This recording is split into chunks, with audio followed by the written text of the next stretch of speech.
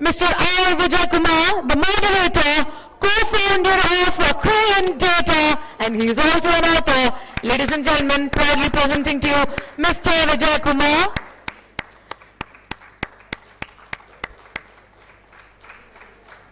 And may I present to you Mr. Kanthi Dutt, the co-founder of Sustain Card. Heartiest welcome to the youngest entrepreneur. And with all the pleasure, may I present to you Ms. Shilpa Reddy, the co-founder of Sustain Card.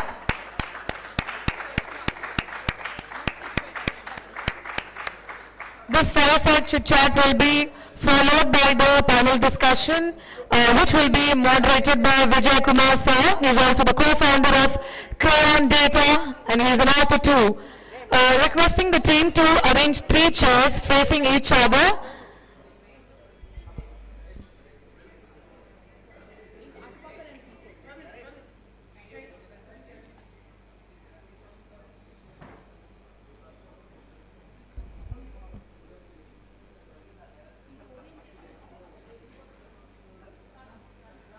Ladies and gentlemen, in the changing times and with a lot of, natural resourceful crisis coming upon, I have always seen Ms. Shilpa Reddy promote the sustainable living and how we, save our future resources for the future. And I also believe this session is going to give away a lot of points in terms of sustainability, which is going to be a major fire topic of the future as well.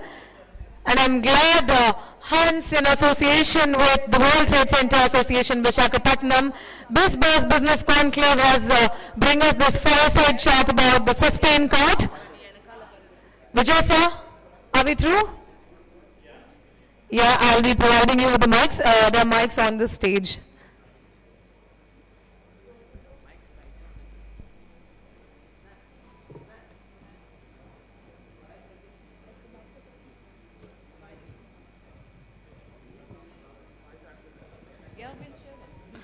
Once again, a huge round of applause for our eminent panelists and our session chair, Vijay sir. It's really important to applaud for them as they have taken out their time to share very valuable information that can assess the true potential. So this session will last for 20 minutes, sir. And keep the mic a little closer to your mouth. Yes, it is working, sir. One sec.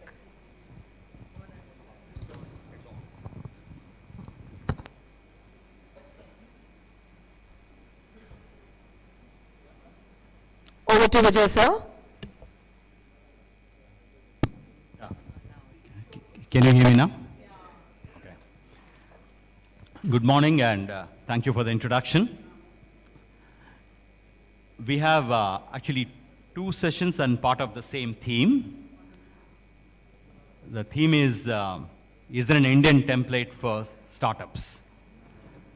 Now, as part of that, the first session is a fireside chat with an interesting company and with an interesting mix of co-founders. Every startup's journey is different and interesting. So we thought maybe it is worth it if we just get into one such example and what they have gone through, why they picked what they picked, and what are their views, and use those insights into the panel discussion later and to make it a more broad-based discussion. So that's kind of the flow. And I will have a fireside chat format where I put them few questions. I will parry the questions between them and try to extract what has been their learning, challenges, opportunities, etc. So it is not a rapid fire model, so you can take more time to answer me. But nevertheless, feel free, and it's just a conversation which you'll all enjoy. So with that, let me start with a one simple statement, just to say how far we have come in the startup world in India. Maybe 20 years ago, if this were to be a same topic, normally the person who is interviewed will be the most experienced. The The person who's interviewing will be very junior. As they say, the picture is worth 1,000 words. This visual captures the essence that I am the wrong side of 50.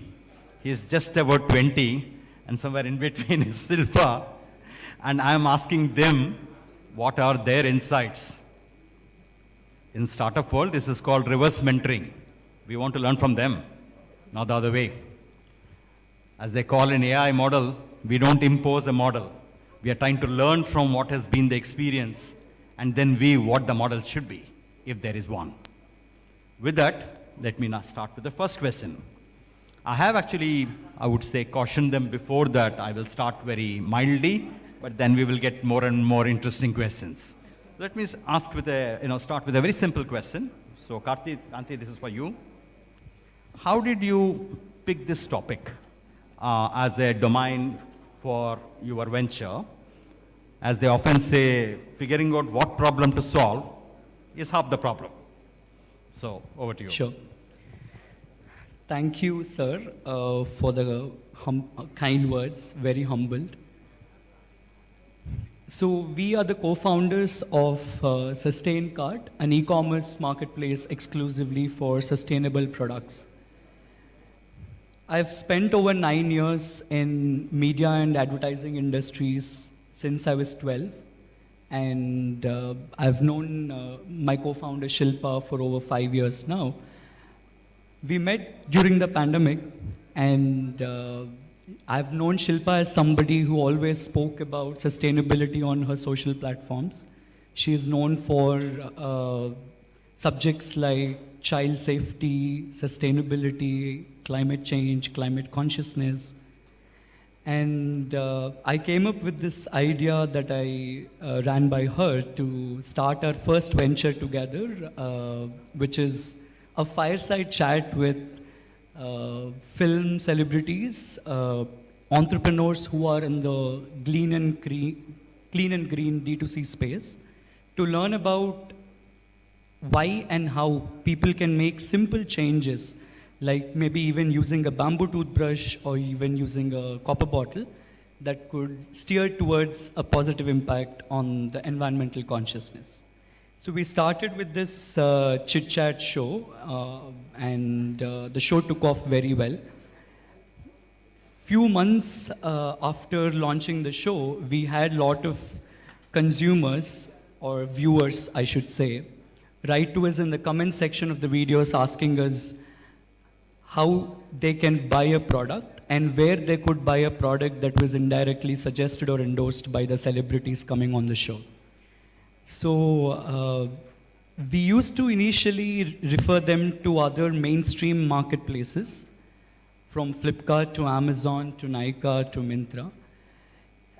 Then we understood two problems were identified. One is it's not easy to shift from the commercial way of lifestyle to conscious consumerism, because it's not an aggregated space where people can go to one platform and find everything clean and green. And the extension to this problem is also that even if you find a product that's titled as green, clean, or sustainable, there is no authentication to it, because the teams sitting in the mainstream marketplaces do not audit or perform a due diligence to verify the claims. So often it leads to greenwashing and fake labeling. So we wanted to address these two concerns.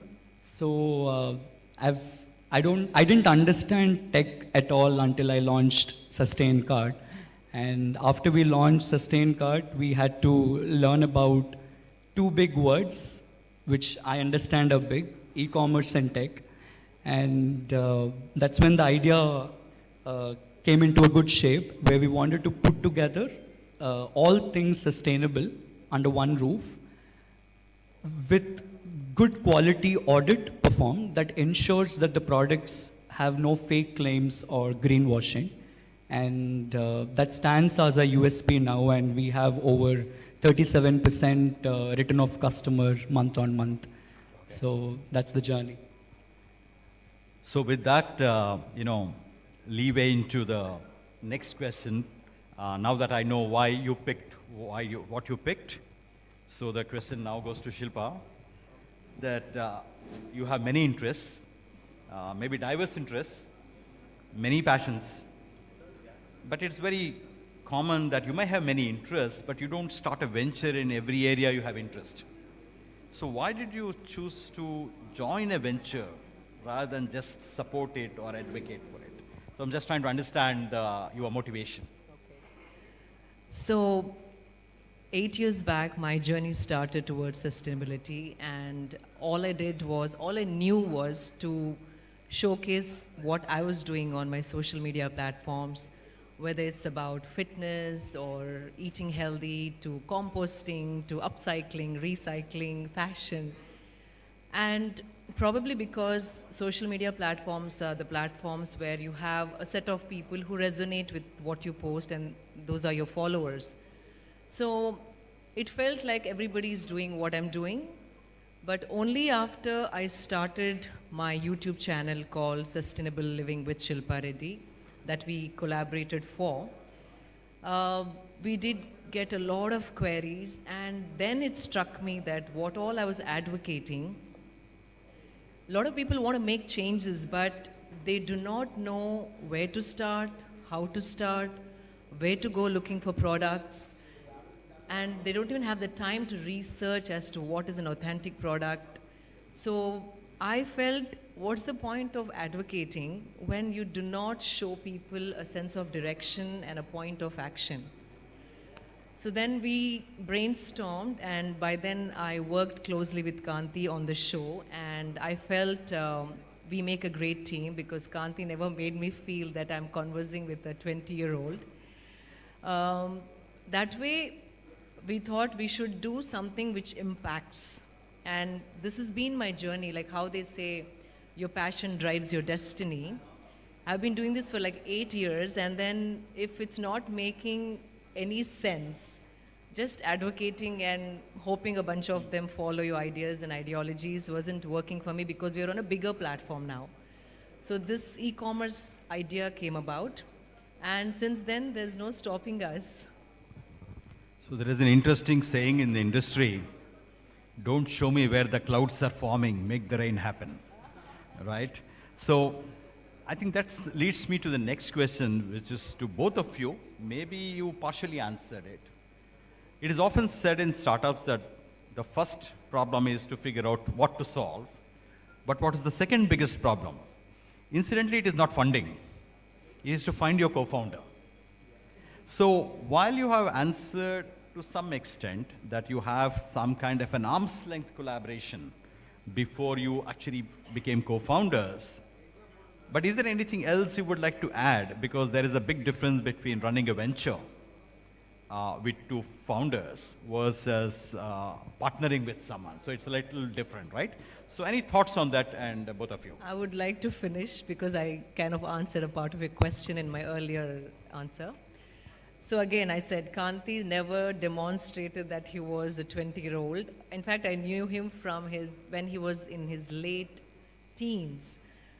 And not just about how he conversed, but he knew a lot of business acumen. He had this business acumen within him.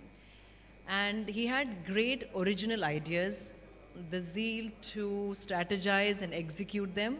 So there's a certain trust that I built in him. And at the same time, he warmed up to the whole idea of sustainability very quickly. He was a fast learner, and he made changes in his life. And over some time, I could nurture him to show him a side of business which could be impact-driven, which could be empathetic, which could have a purpose, and which could have inclusivity. And he beautifully warmed up to that, and then there was a trust element, there was maturity, so it didn't feel unnatural, or there was no struggle in just thinking of partnering with him on a project concerning sustainability. To add to that, I think Shilpa as a person is very, very patient. she has this in her to mold things her way. And her way for me is the right way because I've seen her as I was growing. For a while, not knowing who she is, not knowing each other on a personal front, and later on a personal front, I've grown as I saw her, around me. So I always had this, in me to do something on a very large capacity and something that is change making.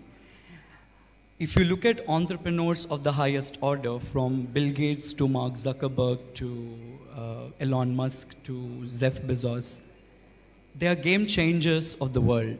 They don't define the decade, but they define the century. And I always looked up to people like that. And yes, like she rightly said, today I wouldn't be wearing a cotton garment within 1 year of hearing about sustainability unless I could understand what impact it could have, consumption of consumers could have on control climate change. So I think that also added to the idea of coming together to co-found Sustain Card. And I have always been that crazy entrepreneur. If somebody came up to me saying that I can't do something, I always push boundaries to prove to myself that I can actually do it. Because I have dealt with ageism to judgments around my unconventional career choices right from I was in school. Because I started my journey when I was in 12. People can hear it from me, but it's a real experience for me inside myself. It's not easy when you have to go unconventional, but this was another journey for me that I realized is quite unconventional to the mainstream business model of selling products left, right, center online. So I think that gives me that push and zeal to build something and work towards it. So in lighter vein, if I have to paraphrase your responses, you are throwing light on the opportunities which your name seems to convey, Kanthi, and she gives the structure to that, Shilpa. Is it fair to say that? I think that's right. Yeah. Okay. So now let me ask you some interesting questions now to Shilpa. So the name of the company is Sustain Card. Now, sustain is a verb. Cart means shopping, which means consumption. So you convey that you sustain consumption or increase consumption. So semantically, logically, is it not the opposite of what you are trying to profess? You are supposed to reduce consumption, make it more sustainable, but the name of the company is exactly the opposite. Shilpa. I personally do not see any contradiction in this because Sustain Card is the card that sustains your health. Sustain Card is the card that sustains your well-being. Sustain Card is the card that sustains quality, authenticity, trust. And suddenly, we all cannot go back to not consuming at all. Like we have gone a little too far. We run our world with this engine called economic engine. The idea of Sustain Card is not to stop consumption, but moderate consumption, and also give healthy options or conscious options to consumers to choose from for the betterment of themselves and also the impact it would have on the planet. And slowly, as and when they start consuming or buying sustainable products, there is a sense of education that happens among consumers to slowly be responsible towards consumerism. So that is the whole idea behind Sustain Card, but not completely stop consumption. Yeah, I just want to, what you call, use etymology to figure out what you, normally when you name companies, there is some essence behind it. I would like to add a point here. We actually meant to sustain consumerism, like you said, because if you look at statistical data, because you're talking about numbers, from $30 billion industry for Indian e-commerce in 2020 to rising up to $200 billion in 2026. Consumption is a very fast growing pattern in people as such, humans as such. So if you look at what we are doing, we want to capture a larger market share in this $200 billion market for Indian e-commerce. What indirectly happens is, the more people consume products that have less chemicals, less plastic, less animal cruelty, it indirectly reflects on environmental change and climate change. It positively impacts, in fact. So we want to control consumerism in a very positive way, but not limit it at all. Okay, I think that's a fair explanation, I would say. Let me ask a very operational question. In many of the, startups, especially when you see the dynamics among the promoters or the founders, how do you resolve disputes and issues is the essence of working together while everyone aligns for the overarching goal, correct? So how do you describe your roles when it comes to product market fit, roadmap, how much money to raise, and things like, this is a day job, right? So how do you, at an operating level, I would say in the trenches, as they call, how do you resolve, To address loaded that question, huh? Loaded question. So address that, I think on an operational level, there are two kinds of questions we are asking every day. One is long-term related and one is short-term. Long-term is definitely 3 years or 5 years, and short-term is 1 month, 2 months, 1 week, 2 weeks. When it comes to long-term plans and goals, we, of course, have a roadmap that we had been nurturing over the months as we started working on Sustain Card. And this roadmap, we again believe that we have to keep changing things basis how people are reacting to it, how the market is responding to the product or the venture. So when it comes to the long-term ideas, we brainstorm on a very, very, I should say daily basis. But the idea is something that is always optional. We keep 4 or 5 options, 4 or 5 channels to take up basis a Y junction. So if we arrive at a Y junction, should we take A road or a B road? So that is something that we have always been doing. We have options. We are not straight-lined founders because we know we have to respond to situations in the market. One big example is COVID. Overnight, every brand had to go digital. There is nothing called offline exclusive today. I believe there are only 2 kinds of businesses, either tech businesses or tech-focused businesses. So that is about the long-term plans, and when it comes to operational decisions on a day-to-day basis, we both have our respective knowledge or expertise in different domains. For example, if it could be positioning for the brand, that could include branding to a design, it depicts the growth of the business, right? If you see the logo of a company, you see it drastically changing over the years, from being a very casual word art logo to that of an Illustrate Photoshop logo. So this growth journey in the positioning of the brand and how to position it basis consumers' reaction towards your products is something that Shilpa looks into, because she has spent over 15 years in the design industry.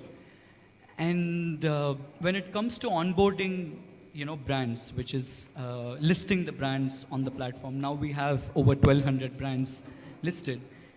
That is again her domain, because she spent over 8 years talking about sustainability, learning sustainability, practicing sustainability. So almost every brand sends a product as a sample for us, and most of the products go to her residence or go to her friends or go to her room, at least her cabin, for testing to read the ingredients. And our team is very strictly equipped to follow the prerequisites before they onboard a brand, right? From drug licenses to lab testing reports that ensure the ingredients or the raw materials used in the making of the product are not chemical based and so on. And when it comes to fundraising, I'll put the questions separately. Okay. But, so Shilpa, you agree with it, what you're saying? On stage you would. Okay. No, but he's very good with numbers, so Okay. I leave that segment to him.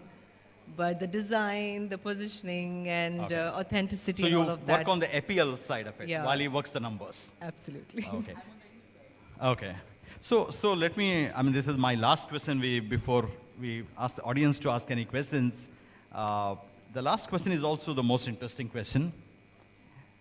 So you are what, 21? Yeah, 22 now. Okay. So you have a lot of life ahead of you. So you can afford to fail and you have nothing to lose, right? And she is sorted in life. She has nothing to lose. So if you go to an investor and ask for money, they say you have nothing to lose. Why will anyone invest in you? And did you get that question? we do get that question, but I will contradict your statement or a judgment that I have nothing to lose because I'm 22 now. Because, like I said, only I know what I have fought through to come to where I am today. Uh, in the past 10 years, all the journey has only been experiential learning for me, though I have not been to IIMs or IITs.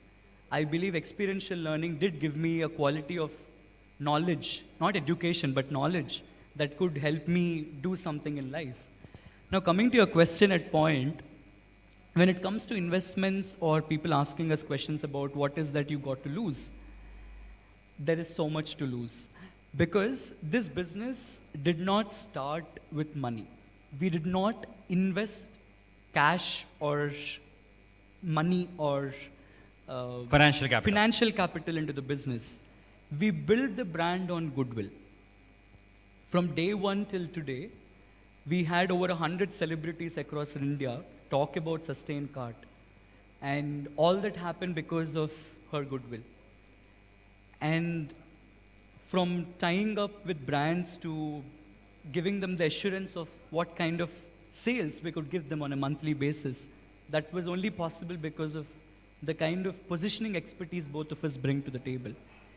At a point, when we launched the venture, we were not very sure about how we are going to scale it up. It was a very casual idea to launch and see how it goes. But eventually, we had to sit down and decide upon whether to invest all the goodwill that we have earned over a decade, for me over a decade, for her over a decade and a half, and what the families have earned. The right question that you asked is because we are settled in life or she's settled in life, she has nothing to lose. But that's the biggest question today. Now, how far is it influencing on the family's goodwill? How far is it influencing on our goodwill? For me, I believe this venture for me is do or die because I have called everybody on my contact list to put something in place for this startup because I did not put as much liquid money into this company.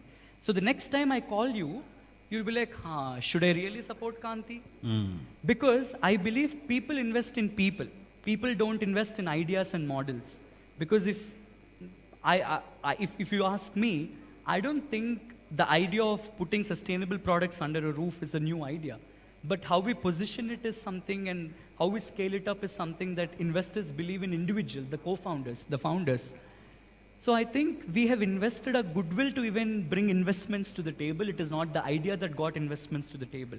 So if you look at that perspective of investors investing in founders and not the idea, we have so much to lose. I don't think I can go to an investor again or one of my friends or one of her celebrity friends asking them to extend support once again for another startup if at all we end up, starting another venture and if we fail at this. So as we often say, you may not lose financial capital, but you lose your social capital, right? And I'm somebody who always believes that social capital is of more worth than financial capital. Sure. So like how Kanthi rightly said, I don't know Check. why I took this kind of risk at this stage in my life. I nurtured a dream of becoming a fashion designer when I was 14. I studied fashion. I have been designing for last 12, 13 years. It was a steady business with a loyal clientele. And when I got into sustained cart, I did not think that I will have to let go of my fashion career. Only when I started getting deeply involved, I realized it is just impossible to be running a fashion label and also be co-founder for Sustained Cart. So with a lot of contemplation, with emotional, sweet and bitter emotion, I had to say goodbye to my fashion career because I was riding everything on this. Also because I'm passionate towards sustainability. Though I made multiple changes in my business module, even as a fashion designer, to make my business sustainable, I realized I couldn't do both. So just few months back, I had to shut shop and completely give my time to Sustain Card. So yes, that was a big risk I took. Something I knew, and the only thing I knew as as a craft. Along with that, I am an extensive traveler. I literally mapped out places on the world map to go, and my earlier business would have given me the opportunity to take off for long duration, but with Sustain Card, everything is on hold for multiple, I think more than couple of years. I have to put this on hold. So we are riding a lot on this. Check. Also because we feel this is something which can take off with the right kind of attitude, and as Kanthi mentioned, the positioning and the kind of goodwill that we brought to the venture. So, sincere apologies for interrupting. We have run 20 minutes ahead of what 20 minutes we gave. Okay. We have to quickly start the startups panel as well. Yeah, that was my last question Yeah. anyway. So we will take any of the insights from here into the panel discussion later. Yeah, So sure. we will not have an audience Q&A now. Yes, We'll, sir. move it on. And so to conclude that, you just proved that age is just a number, right? Okay. Thank you. And I want to gift you one of the books I've written on the same topic. So we'll just give it to you and Glad. on stage, and then we'll move on. Thank you. Thank you.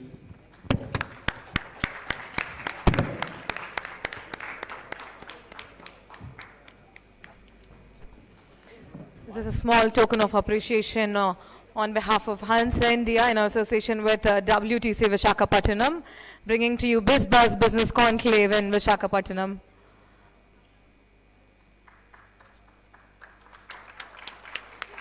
Vijay sir has officially presented a book upon startups. And now presenting the token of gratification to the guests of honor, Ms. Shilpa Reddy and Mr. Kanthi, the co-founders of Sustain Cart.